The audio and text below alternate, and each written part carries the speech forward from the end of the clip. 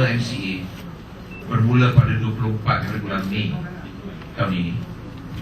Sebaik saja wujudnya di wabak H1N1, maka CRSM ataupun Crisis Relief Squad Malaysia yang ditaja oleh MCA sendiri telah pun mula bergerak, dan itu dikira sebagai daya usaha peringkat 1 ataupun fasa 1 yang saya sebut tadi dalam ucapan saya dalam bahasa Mandarin.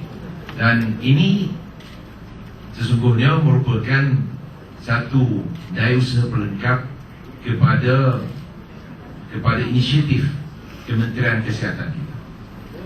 Dan hari ini pula, memandangkan semakin merebaknya, semakin luas merebaknya wabak yang berkenaan, maka sekarang ni bukan saja kami perlu menggemblingkan tenaga, ni khasnya di peringkat akar ubi, malahan perlu juga kami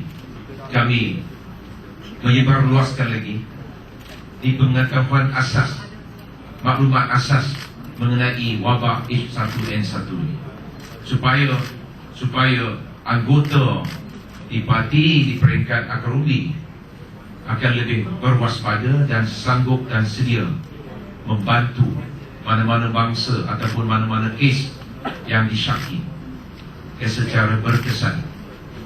Jadi inilah sedikit yang saya nak jelaskan, dan saya tak lupa juga sebut tadi dalam pesanan saya, iaitu selain daripada apa yang dihuraikan pandang lebar oleh Yang Berhormat Datuk Seri Liew Tiong Lai selaku Naib Presiden Parti dan juga Menteri Kesihatan, saya menyentuh saya dengarkan satu perkara, iaitu bila dalam usaha kita membendung merebaknya wabak H1N1 ni, kena juga kita berwaspada dari segi tabiat kita menjamu selera. Sebab khasnya di kalangan kaum Tionghoa, orang ASEAN, kita duduk semeja makan. Makanan kita ni common pool, ya? Lauk, gulai, lauk, semuanya kita kongsi bersama. Dan saya pesanlah, ini pun bukan pesanan buat kali pertama, saya pesan selalu, kenalah kita pakai serving spoon, ya? Sudu yang sudu bersama, tapi bukanlah sudu masing-masing, tapi sudu tu, ya, khasnya untuk kita hidangkan, ya, hidangkan di berbagai lauk ataupun gulai yang kita nikmati. Dan itu serving spoon, serving chopsticks, biasanya masih lagi orang kadang-kadang mungkin tak pandang ataupun masih lagi kekurangan, ya, di guna pakai. So in short, I think the table manners I think need to be revisited, and on top of that, I think the necessity for us to use serving spoons or serving chopsticks, that should be made part of our dining habit. That is still lacking. Thank you. Okay, dalam ucapan saya tadi, nanti amat diakui dengan adanya pelancaran pada pagi ini, kita dapat memastikan bahawa message poster dan juga berbagai alat untuk membendung wabak H1N1 dapat kita sampaikan melalui pemimpin akar ubi untuk pastikan orang ramai memahami benar-benar tentang bahayanya wabak influenza H1N1. Saya nak tekankan di sini bahawa dalam sepanjang masa daripada Mei hingga Ogos ini, walaupun banyak kempen, banyak usaha telah pun kita buat melalui Kementerian Kesihatan mengingatkan orang ramai tentang tingkah laku dan langkah-langkah yang perlu diambil untuk membendung wabak H1N1 ini. Tapi orang ramai pengetahuannya tentang H1N1 masih rendah. Kalau kita tanya high risk group, kumpulan risiko tinggi siapa, masih lagi ramai yang tak tahu. Ini bukan, ini adalah satu WHO punya kumpulan yang datang membuat siasatan dan juga mendapati bahawa kefahaman orang ramai tentang wabak H1N1 masih lagi rendah dan perlu dipertingkatkan lagi.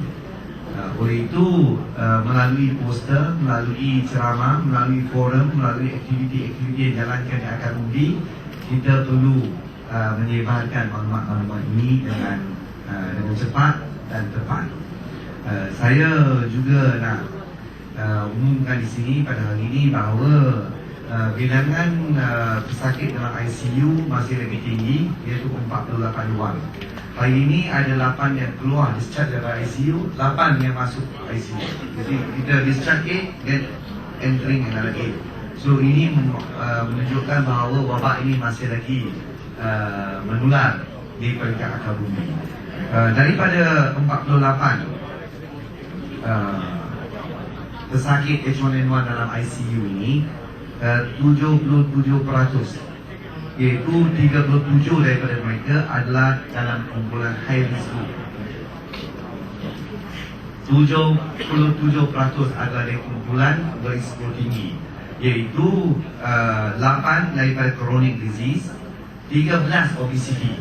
Kita tengok bilangan cukup tinggi ya. 13 ada kumpulan obesity, infant ataupun bayi 6 orang, congenital heart disease yang ada jantung berlubang 3 orang, pregnancy postnatal 3 orang dan asma 4 orang. So daripada data yang kita tunjuk kali ini jelas melihat obesity, orang yang gemuk, lalu gemuk itu perlu berhati-hati. Obesity dan juga high risk group ini perlu berhati-hati kerana mereka senang mengidap dan juga masuk ICU.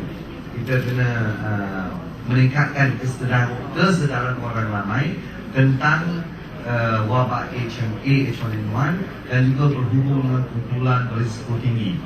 Ini perlu diingatkan.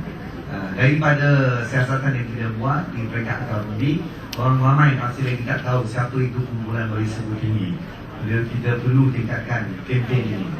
Saya harap pihak akhbar, pihak media dapat membantu Kementerian Kesihatan untuk meningkatkan pengetahuan dalam memerangi wabak influenza A H1N1 ini. Okey, terima kasih.